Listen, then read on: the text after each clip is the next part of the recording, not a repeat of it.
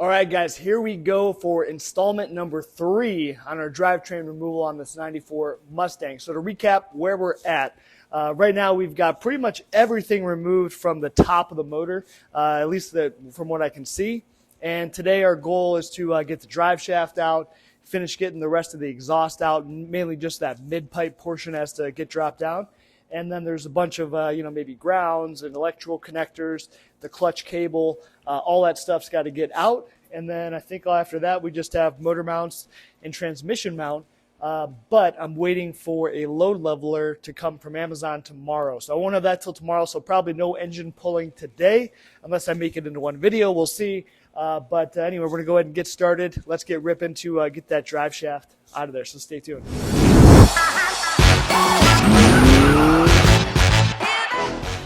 All right, so yesterday we got the bolts out of the front of this exhaust, and now we've just got this portion here left, which you can see those bolts are brand freaking new. So that should be really simple to get out, and then there's actually some bolts you can't see that are like somewhere right here, which are attaching to like the trans mount or something to the body. So those look super rusty. I did spray those last night with some penetrating fluid, so hopefully we can get all that stuff out. We'll get this mid-pipe section all out of the way here, and then we should be able to come over this way, if you can kind of see it, sort of maybe, and we can get to this drive shaft and get that bad lad out the way.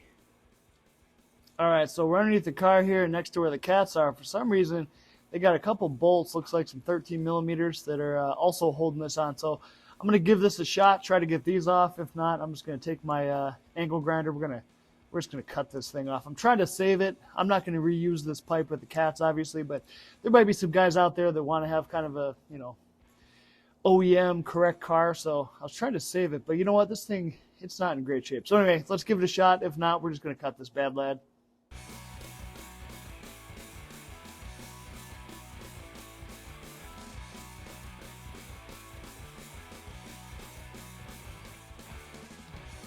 All right, so I did end up having to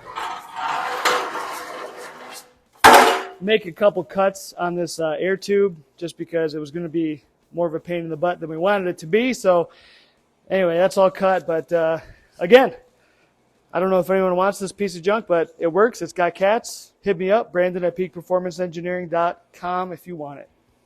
Good Lord, this exhaust weighs like 4 million pounds, dude.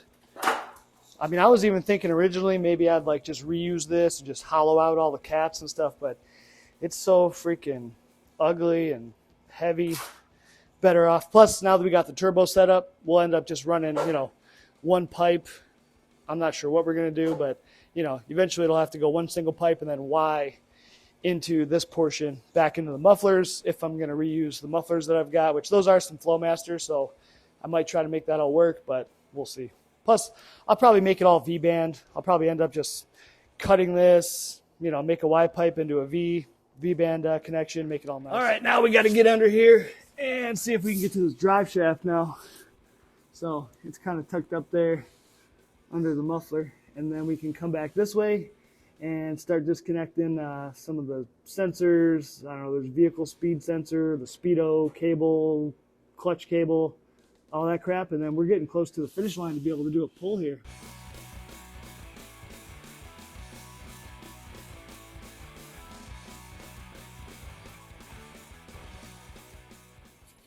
So for the drive shaft, we are going to need a 12.12 millimeter to be able to get these bad boys out. And so of course you're just gonna, unbolt it, spin the drive shaft, unbolt it till you get all 4 of them, and then this will just slide right down, and then we can pull it back out of the yoke at the transmission. So should be pretty simple.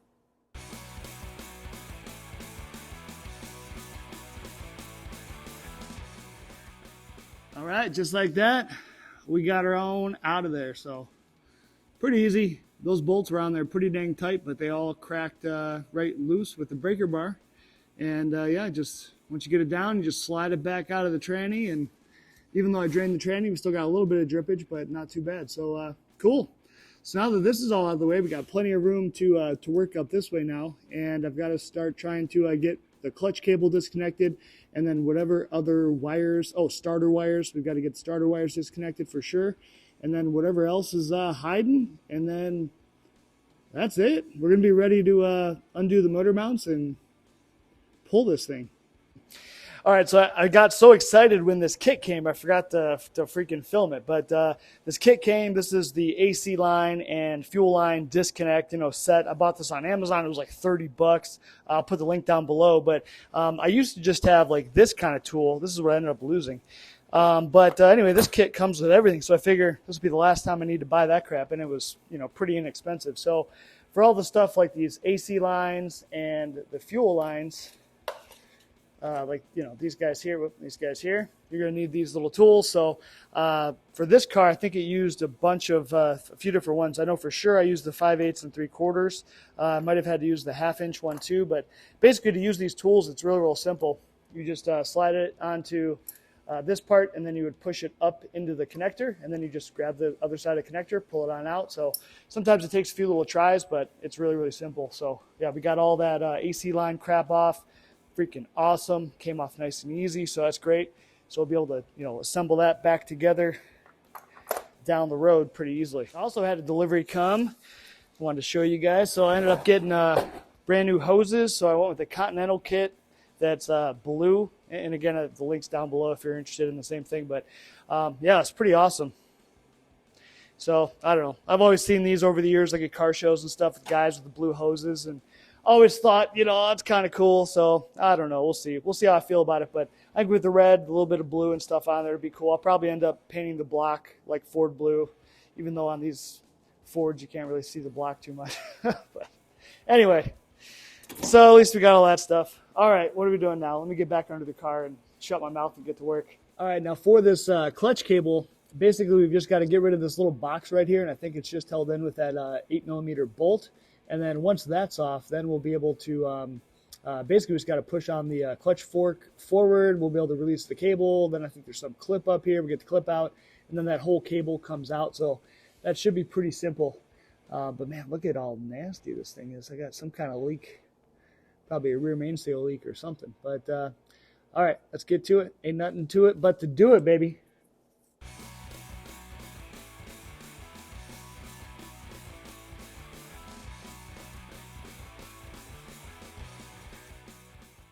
All right, so underneath the car now, we've got that clutch cable completely out. I also got rid of the couple electrical connectors that were on the transmission. And now it looks like there's the low oil sensor that's on the oil pan. I got to get that out of there. And then I've got to run and follow the clutch cable. Just want to find out if that's got anything else holding it on. So I've got to look from up top here. But man, we are getting so close. All the hard stuff's done, I think. And now we just got finish these couple things. That's just going to be engine mounts and transmission mount. But like I said, that might wait till tomorrow because I don't have the load leveler. I'm waiting for that to come, but maybe, it's like 10 in the morning, so maybe we'll just give it a shot without the load leveler and get this baby out of here today. All right, so the last thing I think I got to do under the car is get rid of this oil sensor. And I tried to pull on it, didn't come out. So I think I just got to take my little adjustable wrench here, and we're going to try to get that bad boy out of there. And then I'm just going to do kind of a quick once over, see if there's anything else that is being held on, like if that clutch cable is held on somewhere, we'll get that going. And then I'll probably undo next the engine mounts. And then the last thing will be the trans mounts. You know what I just thought about? Probably going to have to get off this cross brace too for the convertible cross brace. So you won't have this if you guys got a coupe, but yeah, I probably need to blow that off too. All right, so we got this thing all loosened up, and I just used a big adjustable wrench. I didn't have any regular wrenches big enough, but she's pretty big. I don't know, 22mm, 23mm, something like that. So started to get that undone, and then it started to drip some oil. I realized I never drained the oil, so about to drain the oil. And I'm going to go ahead and get rid of this cross brace too. So I think it's like 2 or 3 bolts that I can see for each little section. So I'm going to blow all that out. And then there's also like a little cross brace right there. Not sure we need to take that out, but I think it's just 2 bolts. So I'll probably take that out too. That way this transmission will be able to swing, all the way to the ground and not get caught on anything, so we can get it out pretty easy. So yeah, getting freaking stoked. Can't wait to get this thing out of here. Holy crap. We just got this freaking cross brace off. Dude, it was about 1,000,000 bolts. So what, 3 on that one, 5.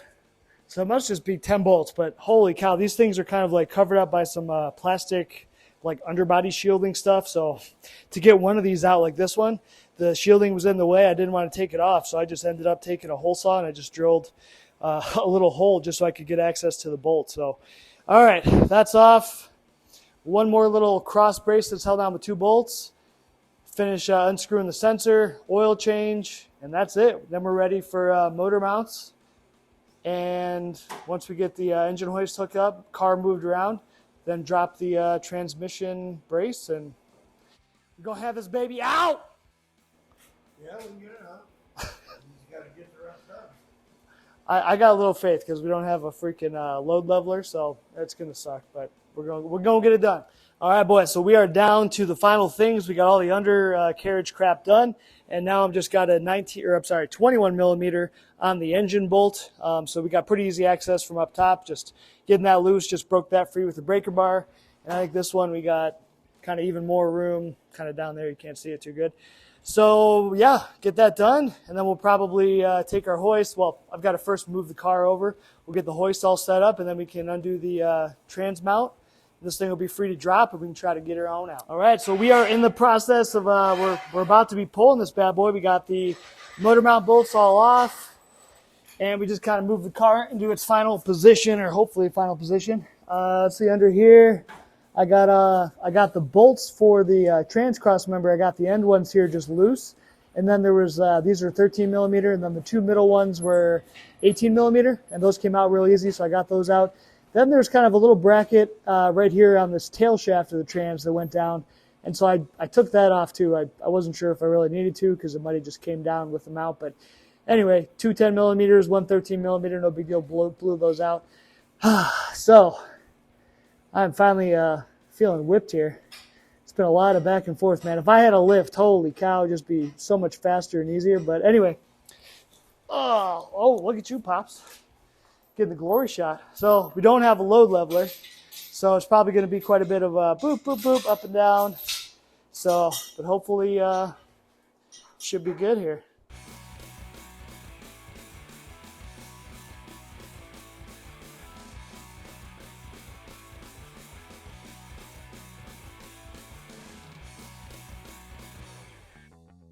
All right, so the arm on this thing's not quite long enough where it's trying to pull the motor. We're hitting the front of the car. We put a bunch of towels, and it looks like we didn't do any kind of damage, but it's real sketchy. So all we've got to do is get the motor mount bolts to clear that hole. Once this can rock forward, it'll be easy. So we're trying to come in this, see if we can't come in this way, just to be able to lift it enough to get it off those bottom mounts, and then we can come back and then finish the pull this way.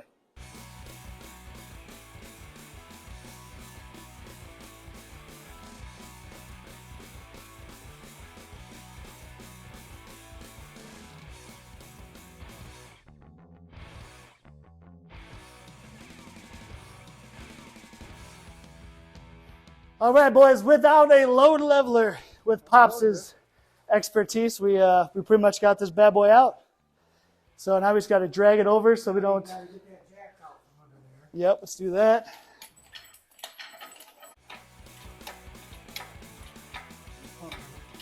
I'm pump it up.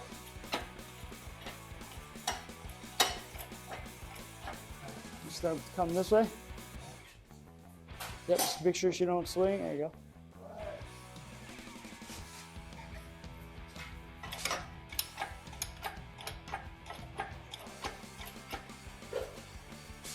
Coming forward. You got her? All right. Oh, so sketchy. It's okay. Don't worry about that. Yeah, let me get it a little farther. Or it's staying. All right. Woo whoop. All right, we got this bad boy out. Thanks to Pops, even without a load leveler, which I was surprised at how easy it was. Oh man, look at all these wires and crap. No, it wasn't too bad at all, really. We didn't even forget nothing. Everything came out pretty freaking easy. So now we got to separate this bad boy, get this thing on an engine stand, buy about 4,000 cans of brake cleaner so I can get this crap all cleaned, painted, all that good stuff, man.